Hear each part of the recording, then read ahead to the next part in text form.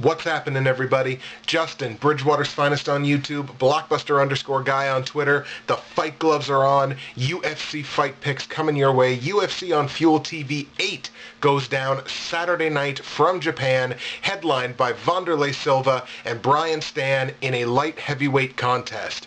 I think it's going to be a really great card. We got some good fights lined up here. I got a haircut just for the occasion. Let's get to the fight picks. Starting on the preliminary card in the welterweight division, we have Marcelo Guimaraes taking on Hyung-Gyu Lim.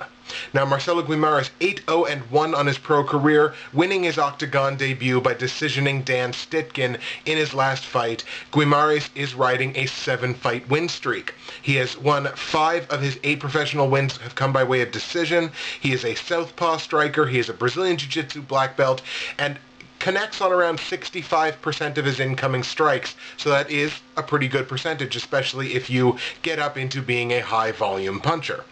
Hyung-Gyu Lim, 10-3-1 on his pro career, making his UFC debut, currently riding a 5-fight win streak, submitting Ryan Bigler in his last fight down in a local promotion. 9 of his 10 professional wins have been finishes. He's got 7 knockouts and 2 submissions, trains with Korean top team. Now, this is the first of many fights on this card that's going to feature Asian MMA talent, and I honestly think Hyung-Gyu Lim has the overall skill set, the finisher's pedigree, and everything like that to take the fight here to Marcelo Guimaraes and actually make him crumble in this. I'm going to take Hyung-Gyu Lim to beat Marcelo Guimaraes by way of second round knockout or TKO. Moving down to the bantamweight division now, we have Alex Bruce Leroy Caceres taking on Kyung Ho Kang. I also apologize up front if I mispronounce any of these names. Alex Caceres, 8-5 on his pro career, an even record of 3-3 in the UFC. Decisioned Motonobu Tezuka in his last fight. Now, 6 of Caceres' 8 wins have been finishes. He's got 2 knockouts and 4 submissions. He is also a southpaw striker. 4 of his 5 career losses have come by way of submission, so the grappling game still kind of eluding Alex Caceres. Basically, his mantra here is going to be keep this fight standing. Kyung Ho Kang, 11-6 on his pro career, making his octagon debut. Currently on a 3-submission winning streak, all of those fights coming in the Road FC promotion. 8 of his 11 overall professional wins have been submissions. He is 1-3 when the fight goes the distance. So if the fight goes the distance, kind of touchy for Kang. And his mantra here, really, his MO is flying strikes and basically a lot of submissions, but a lot of choke submissions. So Caceres is really going to have to watch that he doesn't let Kang get his back, and he's really got to watch his neck. To be perfectly honest, this is another one here where I think Kyung Ho Kang has the superior skill set here. He doesn't have the octagon experience that Caceres has, but he has the fight experience overall that Caceres has. I'm going to go with Kyung Ho Kang. I think Kyung Ho Kang has enough to win this fight. I'm going to take him to beat Alex Caceres by way of first round submission. Moving back up, lightweight division, Cristiano Marcelo taking on Kazuki Tokudome. Now, Cristiano Marcelo, 13-4 on his pro career, an even record of 1-1 in the UFC, had a decision win over Heza Madadi in his last fight. 9 of his 13 pro wins have been submissions. He is a 4th-degree Brazilian Jiu-Jitsu black belt, of course, very famously, the former BJJ coach at the Shoot Box Academy. Kazuki Tokudome, 11-3-1 on his pro career, making his UFC debut, decisioned Kengo Yura in Pancrase in his last fight. 8 of his 11 pro wins have been finishes, that's 5 knockouts and 3 submissions, but 2 of his 3 losses have come by knockout.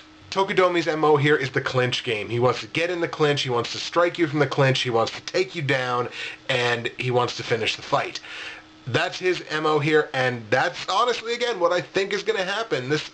Maybe I'm taking too many underdogs here. I like Kazuki Tokudome in this fight.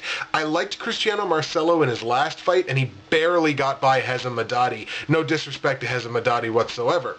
So he barely got by him in that one. I don't think he's going to get by Kazuki Tokudome. I'm going to take Tokudome to beat Marcelo by way of unanimous judges' decision. In the bantamweight division, we have Takeya Mitsugaki taking on Brian Caraway. Takeya Mitsugaki, 16-7-2 on his pro career, a winning record of 3 wins and 2 losses in the UFC. He decisioned Jeff Hugland in his last fight. Takeya Mitsugaki is 10-5 when the fight goes the distance, so he wins 2/3 of his decision-length fights. Has an 86% takedown efficiency with 11 takedowns in the UFC. Very, very good takedown numbers for Mitsugaki, and Mitsugaki is all about striking from all areas. It's stand-up striking, it's clinch striking, it's very good ground and pound as well. Takeya Mitsugaki in the striking game is dangerous wherever the fight goes. Brian Caraway, 17-5 on his pro career. He is 2-0 in the UFC. He's won both of his UFC fights. Currently riding a 3 rear naked choke submission win streak. Say that 10 times fast. Which includes RNC victories over Mitch Gagnon and Dustin Neese in the UFC.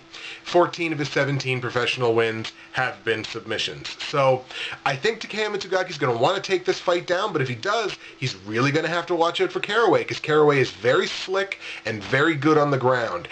I wanted to take Caraway in this fight. I'm going to end up going with Mitsugaki, I think, just based on the takedowns. As long as Mitsugaki can avoid getting submitted, he should win this fight relatively handily. I'll take Takeya Mitsugaki to beat Brian Caraway by way of unanimous judges' decision.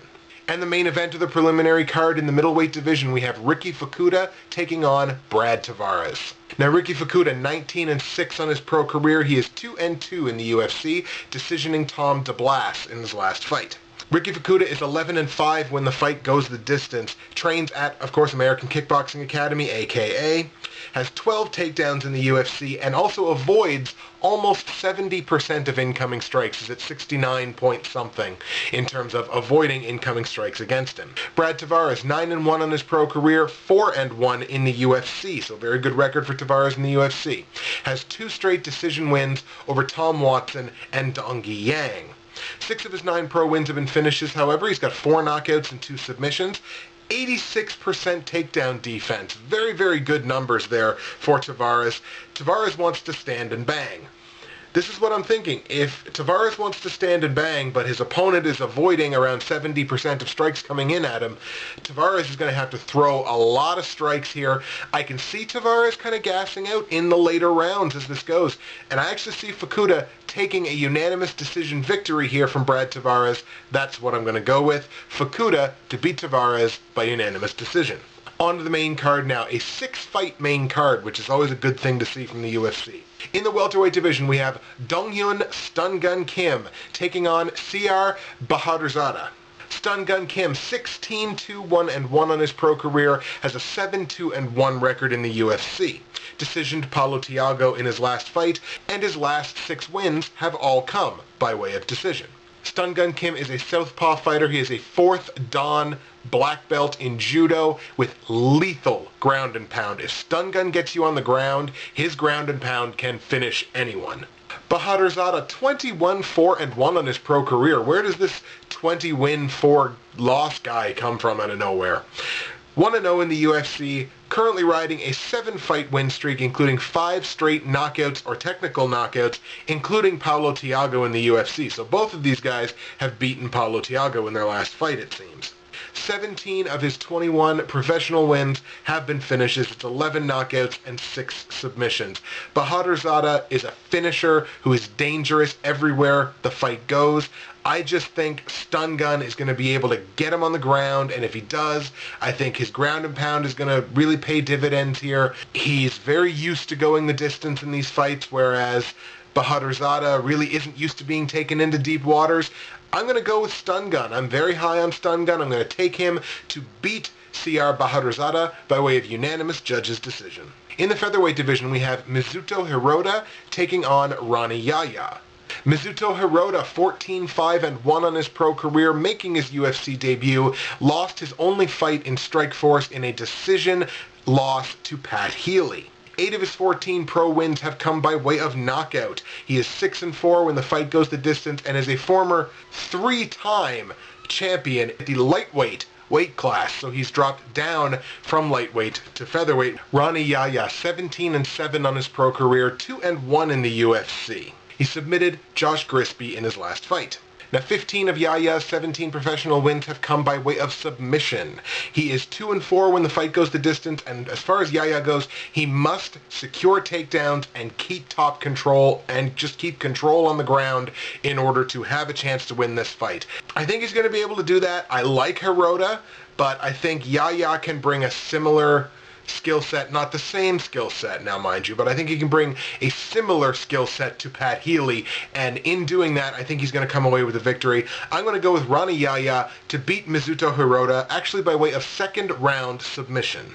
Now we get to the big guys, middleweight division. Yushin Thunder Okami taking on Hector Lightning Lombard. Can you have a better fight than this? Okami, 28-7 on his pro career, 12-4 in the UFC. A lot of UFC experience there.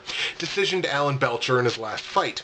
Now, 14 of Okami's 28 professional wins have been finishes. He's got 10 knockouts and 4 submissions, so he does have very good hands, but he's only got 2 finishes since 2008, so maybe he's definitely kind of switched his game up here a little bit. He is a southpaw, he is a black belt in judo, and that's going to start sounding a little familiar when we start talking about Hector Lombard, 32-3-1-1 on his pro career, 1-1 in the UFC, knocking out Rousimar Palhares in his last fight.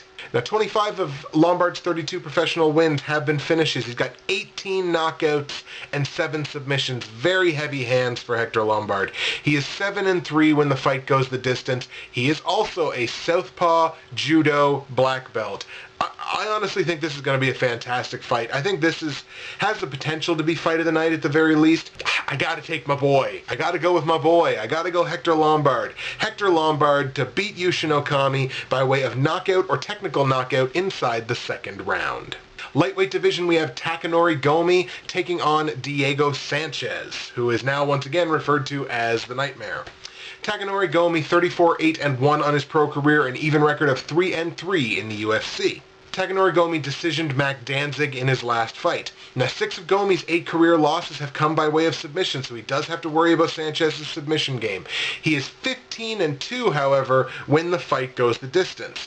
19 of his 34 wins have been finishes at 13 knockouts and 6 submissions, and Gomi sports a 65% takedown defense, which is good against a guy like Sanchez, who is going to be looking for takedowns early and often. Diego Sanchez, 23-5 on his pro career. He is 12-5 in the UFC, so all of his career losses coming inside the octagon. He was decisioned in his last fight by Jake Ellenberger. Sanchez's last 4 wins have all come by decision.